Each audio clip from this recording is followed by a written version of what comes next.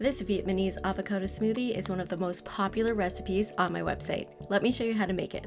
There are many kinds of avocados out there, but I like to use a Hass avocado for this recipe. The creamy texture of a Hass avocado just really lends itself well to this smoothie. To get started, I've cut this avocado in half and I'm going to remove the pit. Now you can stick your knife into it if you want to, but we're going to be blending this avocado anyways, so I just squish it and the pit comes right out. Next, use a spoon to remove the flesh of the avocado from the skin and just set that aside. We're going to add it to the blender in a little bit. Okay, it's super easy from here. We're going to start by adding ice to the blender. This obviously cools down the drink, but it also gives it a creamy, fluffy kind of texture. Next, we'll add the avocado that we had scooped out.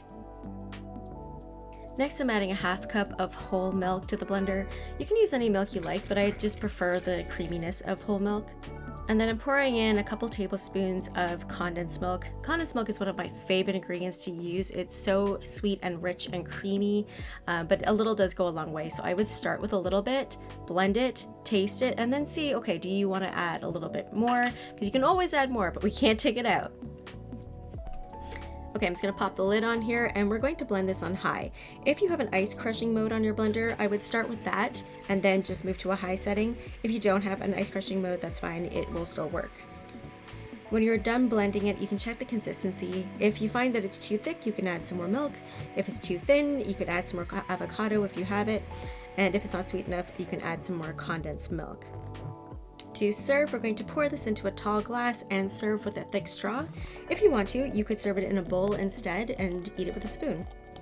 This drink tastes best if you serve it immediately, but if you need to, you can store it in the fridge for up to 12 hours.